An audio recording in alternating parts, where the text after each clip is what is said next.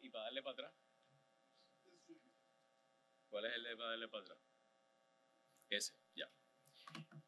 Bueno, ya después de los aspectos tecnológicos que aclaramos, podemos operar, pero hay veces que tecnológicamente no somos muy buenos y ahí pues les pido disculpas.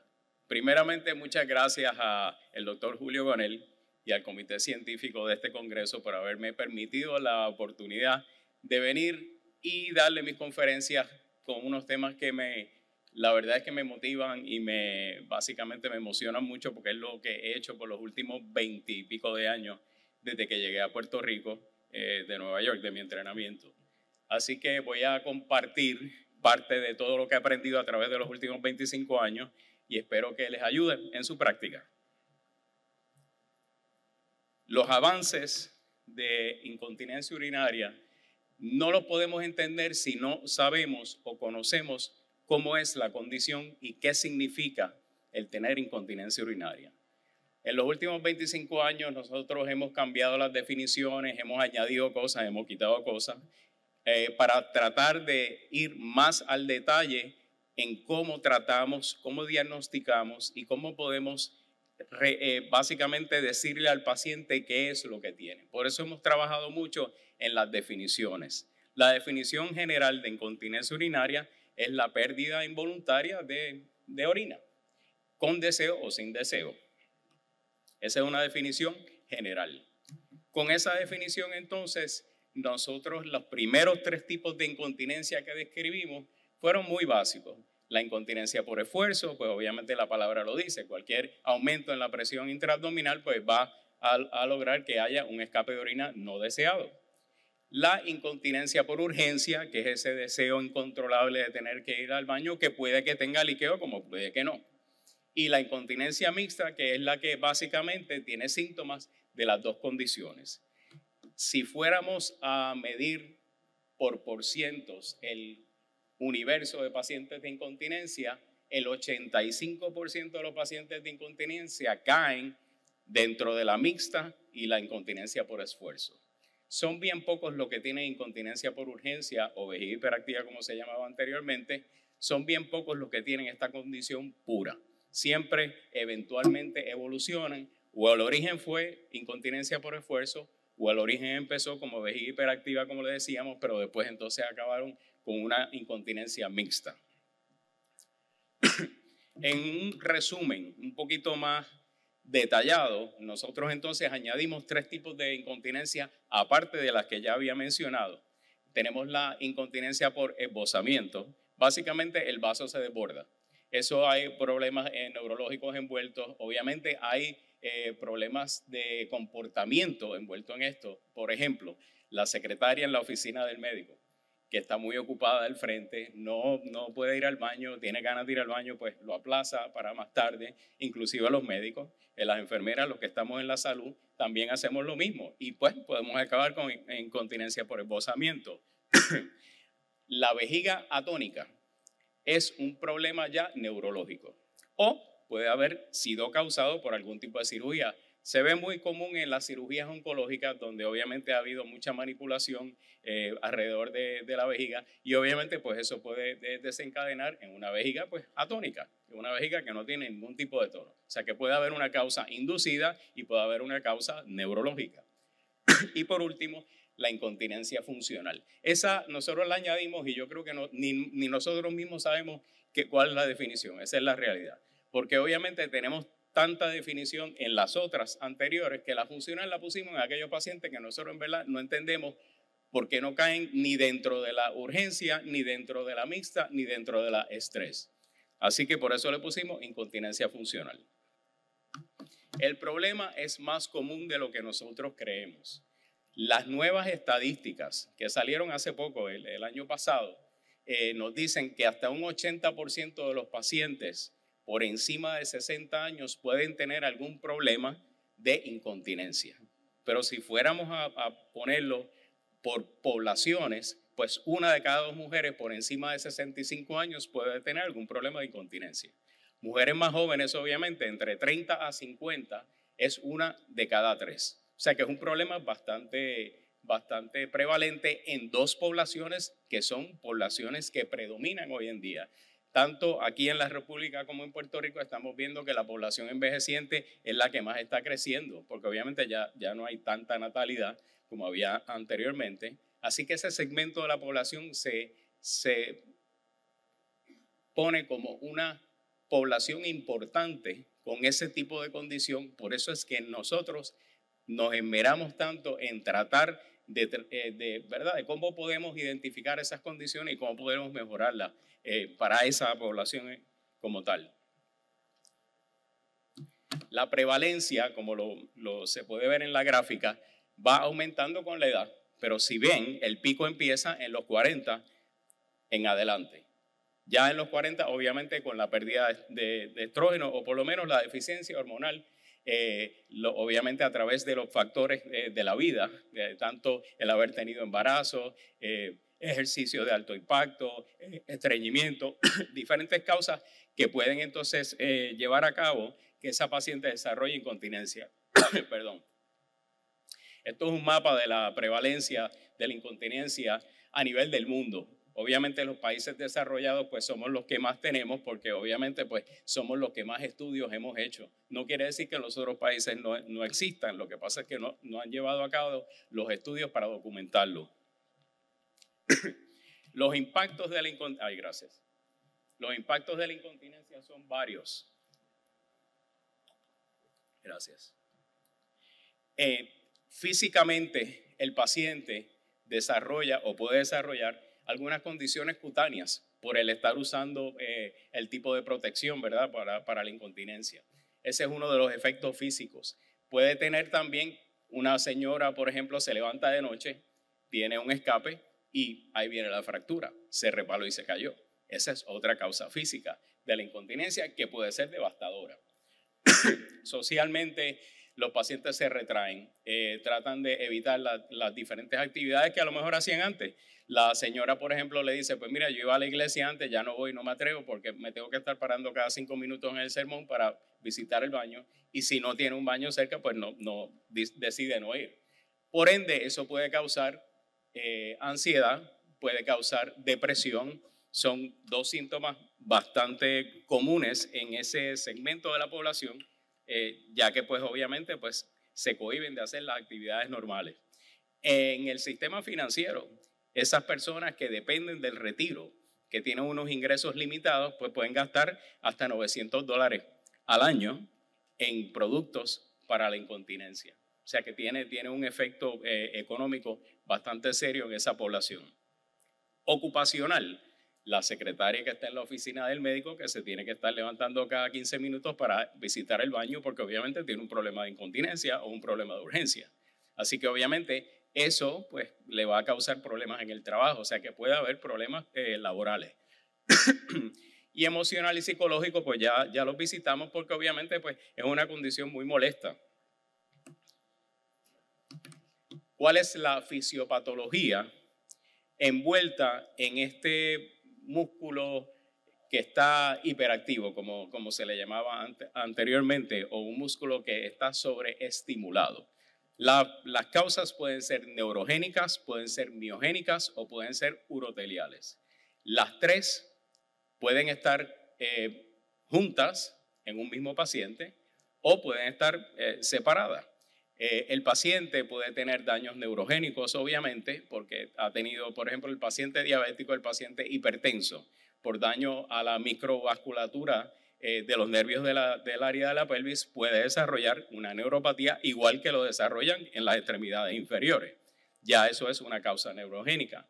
La causa miogénica, obviamente, es daño a la musculatura del piso pélvico y del elevador del ano, que obviamente están envueltos en el mecanismo de la continencia.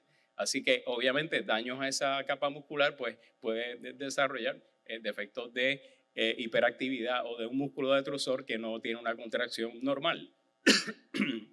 Urotelial obviamente es el daño al tejido de la uretra y el daño al tejido de la vagina en términos de problemas uroteliales que no o que impiden esa integridad en esa capa muscular y en esa capa urotelial. ¿Cómo se evalúa a ese paciente en la oficina? Como todo, siempre tiene que haber un historial. Es bien específico preguntarle cuán molesta es esta condición, o sea, cuán severa es tu condición. Eso es bien importante porque ahí el paciente se identifica con el médico y dice, este médico sí me está oyendo, y eso va a ayudar mucho a que ese paciente sea más obediente con la terapia o que tenga o sea más receptivo a la terapia que usted le va a instituir. Factores reversibles que pueda haber que ese paciente tenga, que a lo mejor lo pueden ayudar a controlar este problema de incontinencia. Condiciones médicas, lo que habíamos mencionado, diabetes, hipertensión, condiciones neurológicas, historial quirúrgico. Nosotros a veces en diferentes tipos de cirugía, pues sí, no es culpa de nosotros, es parte de los procedimientos quirúrgicos, sí pueden entonces contribuir a que ese paciente desarrolle algún tipo de inestabilidad de ese músculo detrusor o algún tipo de incontinencia. La sobreactividad del músculo detrusor, básicamente, es una contracción que no tiene una distribución normal, como se supone que sea en el músculo detrusor. Como todo músculo involuntario, tiene un marcapaso. Y ese marcapaso distribuye la contracción uniformemente a través de ese músculo. El músculo detrusor que está hiperactivo o que tiene una contracción anormal, tiene focos ectópicos de contracción y ese marcapaso de ese músculo obviamente no está funcionando bien y ahí es donde viene entonces esa sobreactividad del músculo detrusor. Síntomas del tracto urinario inferior, nosotros los podemos dividir en tres facetas. Puede haber un problema de almacenamiento, el músculo detrusor que no tiene una contracción normal. El músculo detrusor está 2/3 partes almacenando orina. O sea que es un músculo que está en reposo 2/3 partes del tiempo. Si ese foco ectópico de contracción no permite que el músculo se relaje, obviamente tienes un problema de almacenamiento. El segundo problema puede ser de vaciado, un músculo detrusor que no contrae adecuadamente y el músculo detrusor que contrae y el compresor de la uretra que no se relaja, eso causa un problema de vaciado. También puedes tener un problema de identificar un problema de no vaciado porque el flujo es lento o el flujo es inadecuado. Así que esas son las tres, que es posmicción básicamente, como se diría. Esas son los tres factores que nosotros podemos dividir los defectos de contracción de ese músculo detrusor. Historial médico pasado es importante. Ya yo había mencionado algunas condiciones como diabetes, como hipertensión. Estreñimiento es bien importante porque obviamente esa sobreestimulación del piso pélvico por obviamente el peso del estreñimiento me daña en la manera en que el elevador del ano se comporta. Y obviamente eso está muy íntimamente envuelto en la contracción del músculo detrusor y del compresor de la uretra. O sea que esto también me puede contribuir a que tengas un músculo hiperactivo. Cirugía de prolapso o algún procedimiento anticontinencia que anteriormente se haya hecho, pues también puede desarrollar ese problema de un músculo detrusor que no contrae adecuadamente. Problemas ginecológicos, como ya todos lo sabemos, endometriosis, fibroma, quistes de ovario, algún tipo de masa en el área pélvica que también puede, obviamente, pues, instituir un problema para la contracción del músculo. Problemas obstétricos, obviamente, eso todos lo sabemos, el trauma del parto, el trauma del embarazo en la musculatura del elevador del ano, pues todos lo sabemos que eso sí puede causar un problema bastante serio en términos del piso pélvico y de la contracción del músculo detrusor. Social, eso es bien importante, porque hay veces que nosotros con solamente decirle al paciente que modifique las bebidas irritantes, que modifique la cafeína, que modifique el alcohol, muchas veces ayuda con ese músculo detrusor o con esa contracción o con esa incontinencia por urgencia. Las causas reversibles en Estados Unidos, ellos establecieron la mnemónica de diapers. Diapers básicamente ellos lo dividieron en diferentes factores que pueden influir en la contracción de ese músculo. Cuando ellos hablan de delirium es básicamente un problema cognitivo, algún problema neurológico cognitivo en el cual obviamente pues interfiere con la contracción del músculo. Infecciones urinarias, pues es lógico, tienes una vejiga que está irritada y esa vejiga pues obviamente el músculo va a contraer en respuesta a esa inflamación que tiene por dentro de la vejiga. Atrofia vaginal, sabemos que es el síndrome menopáusico génito urinario, que obviamente esa atrofia vaginal, esa baja en estrógeno va a causar básicamente unos síntomas de urgencia, unos síntomas de molestia y de disuria que también hacen que el músculo detrusor tenga una contracción anormal. Medicinas, por ejemplo, diuréticos, que es lo más común. El paciente que usa diuréticos va a tener más frecuencia urinaria porque obviamente la producción de orina es mucho más. Así que eso también puede interferir en la contracción del músculo. Diabetes ya yo lo había mencionado. Reducción de movilidad. Esa paciente que está en la silla de ruedas, esa paciente que está usando el andador porque ya tiene neuropatía diabética y no puede llegar al baño, también ese tipo de problemas de movilidad pueden causar problemas de contracción del músculo detrusor. Estreñimiento, ya lo habíamos hablado, por obviamente el impacto que tiene en la musculatura del piso pélvico. El examen físico empieza desde que la paciente llega y la enfermera le toma la presión y le coge el peso. Ahí obviamente sabemos que uno de los factores que pueden contribuir al desarrollo de incontinencia es el sobrepeso o la obesidad. Así que es importante ese primer evaluación de ese paciente, está sobrepeso, está obesa, pues eso ya es un factor que nosotros es un factor que es reversible en muchos de los casos. Edema de las extremidades inferiores. ¿Por qué eso es importante? Eso quiere decir que hay un problema de vascularidad. Cuando el paciente está acostado de noche, ese paciente va a tener nocturia, porque todo ese líquido que se acumuló en las extremidades inferiores, cuando la paciente está acostada, entonces, obviamente por drenaje linfático y de la vasculatura, va a causar aumento en la producción del líquido y entonces el paciente va a tener nocturia. Por eso eso es importante, ese factor es importante, evaluar ese edema periferal que tenga el paciente en las extremidades inferiores, porque ese paciente va a tener o se va a quejar de nocturia. El examen pélvico, pues, obvio, tiene prolapso, no tiene prolapso, tiene atrofia, esos son dos factores muy importantes. El vaciado posturinario, eso es bien importante, eso es algo que últimamente, en los últimos 5 años, le hemos dado mucha importancia, porque ese tipo de paciente es un paciente un poco más complicado. Eso hace que el manejo de la incontinencia sea un poquito más complicado, porque ya estamos hablando que es un paciente que tiene una contracción del músculo totalmente deficiente y obviamente se ha acostumbrado a un volumen aumentado de orina y por lo tanto la fibra del músculo no puede contraer adecuadamente y es bien difícil que el paciente pueda vaciar. Y por último, pues obviamente infecciones. Si tiene infección, si está colonizado. Muchos de estos pacientes de incontinencia ya están colonizados. Por el mismo problema de tener incontinencia, eso los lleva a tener colonización. Ahorita, más adelante, yo se los voy a explicar con una representación diagramática. Examen pélvico es bien importante hacerlo. Primero, el paciente en reposo, después el paciente haciendo valsalva.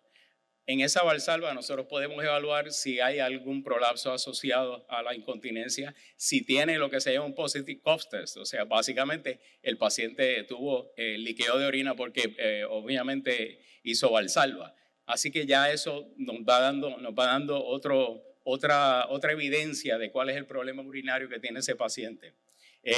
Podemos ver si ha habido cirugía previa. Usualmente las reparaciones anteriores también pueden causar problemas urinarios al cabo del tiempo. La evaluación de los músculos del área pélvica, hoy en día también se les da mucho énfasis, porque obviamente está el síndrome de los músculos pélvicos hiperactivos o hiperreactivos, que sabemos que tienen un papel muy importante en el desarrollo de incontinencia. Así que por eso es importante examinar esa musculatura pélvica. ¿Cómo es esa contracción? Esa contracción es una contracción exagerada, está hiperreactivo o está muy laxa, no tiene ninguna contracción o no tiene ningún tipo de efecto muscular que sea aparente. Por eso es importante llevar a cabo ese examen. Ese examen es en la pared posterior de la vagina. Y ahí entonces se le pide al paciente que trate de exprimir los dedos que tiene dentro de la vagina para ver cómo está ese tono muscular del piso pélvico.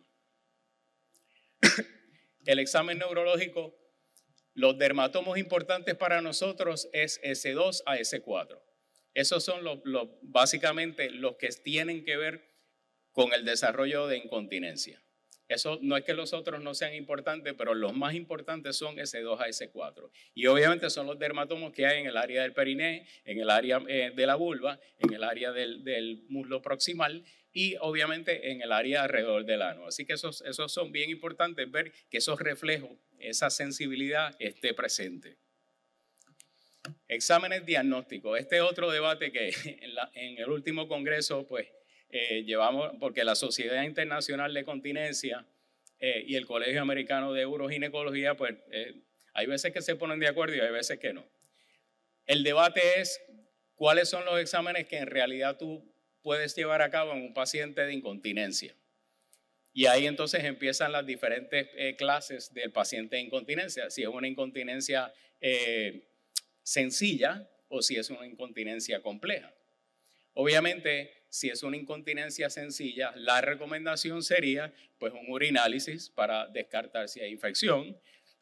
Puede hacer un diario urinario, que eso nos ayuda muchas veces porque el paciente a lo mejor identifica que orina normal, me dice, no, yo orino bien, pero de noche orino muchas veces. Entonces, cuando me trae el diario urinario, pues durante el día orinó 3 veces y durante la noche orinó 5. O sea que ahí ya me está dando un la de qué es lo que puede estar pasando con el día de ese paciente.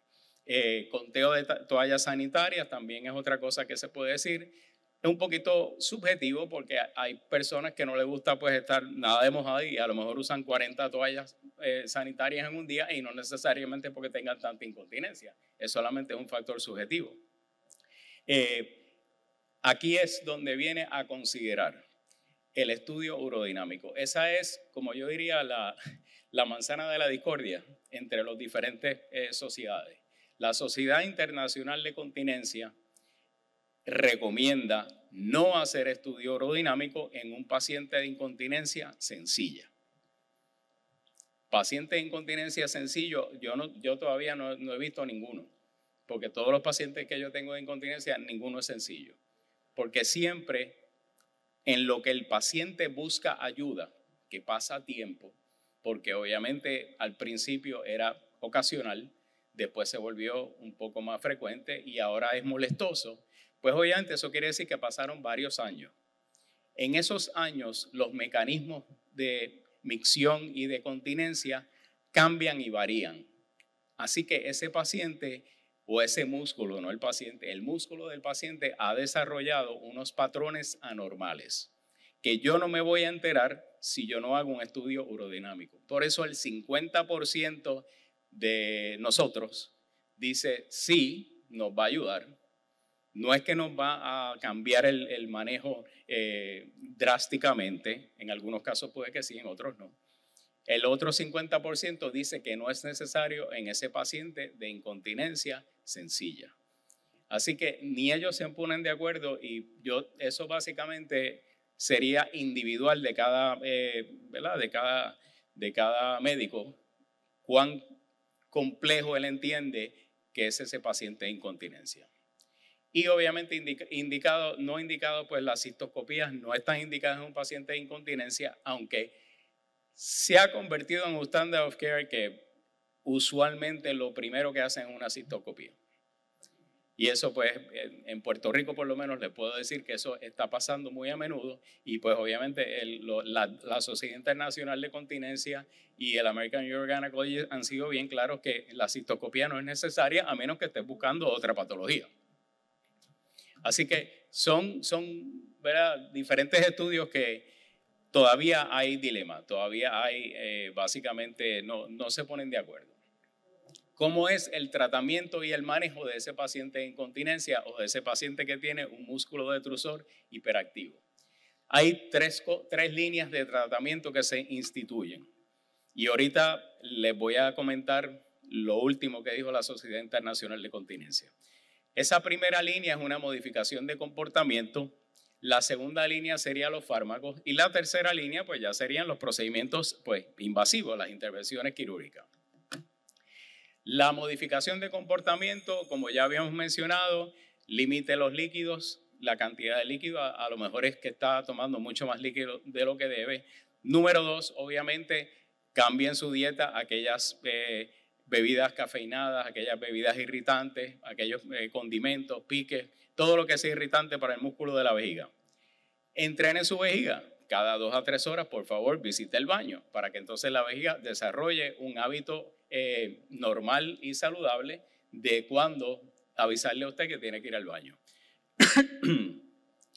Pérdida de peso, ese es el más controversial.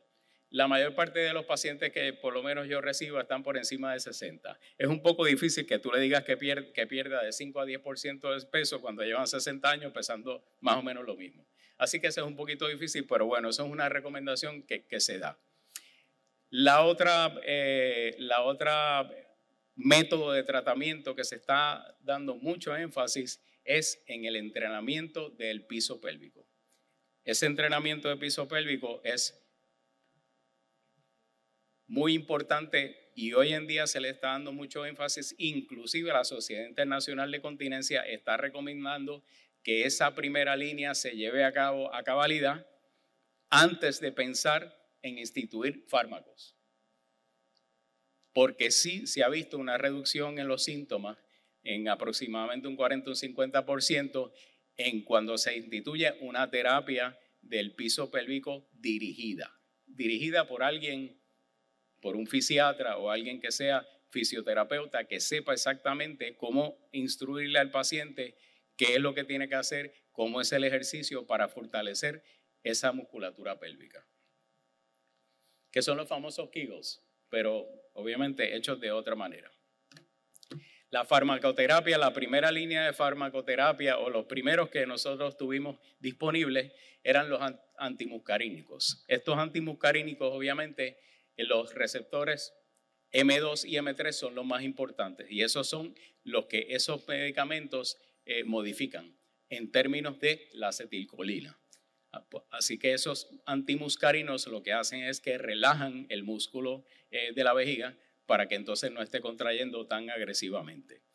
Últimamente entonces tenemos los beta-3 agonistas que son más específicos para el M3 y lo que hace es que relaja el músculo de la vejiga, pero con un mecanismo diferente y sin los síntomas secundarios que los antimuscarínicos le causan al paciente, como la resequedad en la boca, etcétera, etcétera.